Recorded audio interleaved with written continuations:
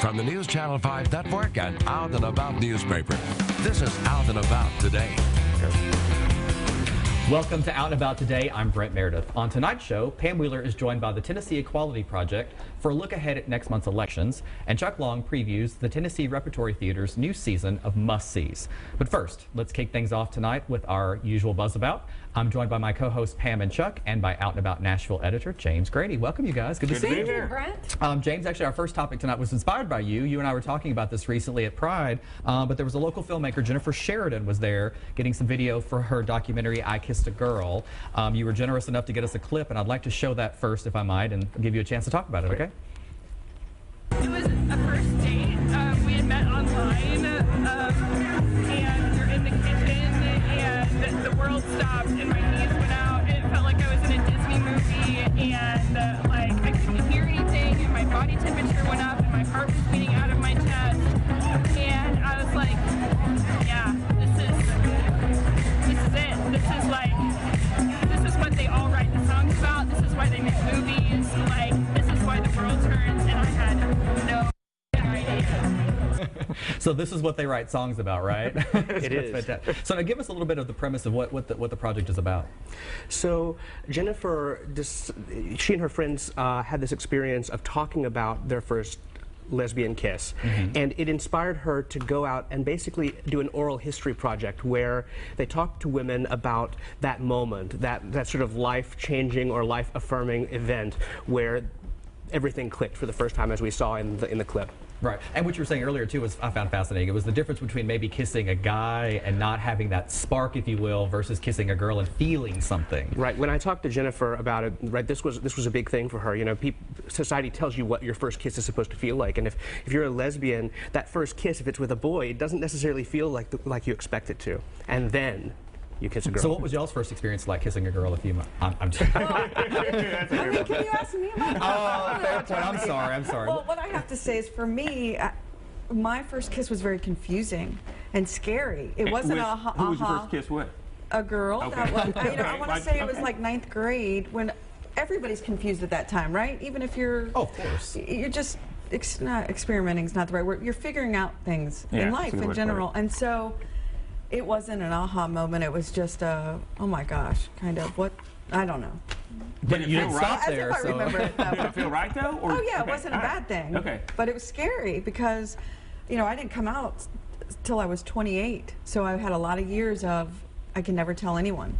You know, we've talked about that before. Yeah. Well, I find it very fascinating because, I mean, I think the same principle could be applied, of course, to guys. I mean, your society tells you what you're supposed to feel like when you kiss a girl. That didn't happen for me. And then, anyway, we all know the rest is history. We're all sitting here being professionally gay. So, all right, let's move on to our next topic, shall we? This is something that we talked about a few months ago, which I thought was interesting, that there's been an appeal process now. But Frank Schaefer, who was defrocked, he's a Methodist minister, he was defrocked over marrying his son and his partner.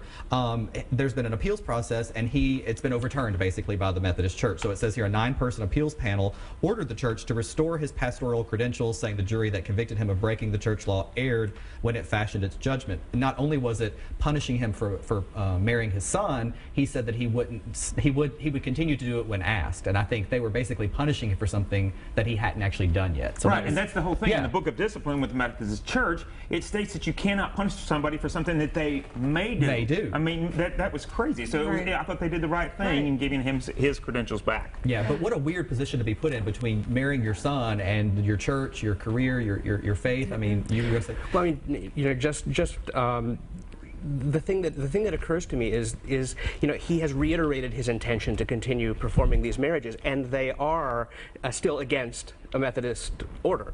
Right. And I think this is going to pose an issue for the Methodists, and I think he's pushing it on purpose. I think he has justice in mind, and he wants to bring them face to face with that. Mm-hmm. And they've already, he will have his credentials too. He's going to be on a West Coast, in a West Coast church, I think, in Santa Barbara. Is where they're gonna, that's great. Well, it's just nice to be able to revisit something and have a positive spin on the Yeah, a end. wrong righted. A wrong righted. You know it. We're all about here. So I kissed a girl. I kissed a girl. On to our next topic, and I promise I didn't make it a religious-themed buzz about on purpose, but I found this very interesting as well. But during Pride Month last month, there was a trans priest who spoke at the National Cathedral in Washington. The Reverend Dr. Cameron Partridge shared a message of inclusion in a history-making sermon that we have a clip from here now. I'm moved by how our decisions are calling us into a deeper awareness of the mystery of the human person. For at the end of the day, to respect the dignity of every human being, as we promise in our baptismal covenant, is to actively create space for the unfolding of our lifelong growth as members of Christ's body, whoever we may be. Well, Gene ended on Robinson. Gene Robinson, Yeah. there toward the end. What did you guys think of the message? I mean, aside from the fact that that was an F to M priest, I thought the message of inclusion was appropriate. What did you guys think, Chuck? I thought it was incredible. And one of the things that I think is really amazing about what he wants to do is really help the homeless LGBT youth, you know, because he says for them to think that God finds them objectionable is really a crime. And that's one of his main goals, to work toward helping the youth, which I think is a great thing. I think if you look at the history of Christianity, you know, from the earliest church, there's always been this argument about the roles that people play, and women and men have gender bended from the beginning in Christianity, and I think it's something it's time for the religion to embrace.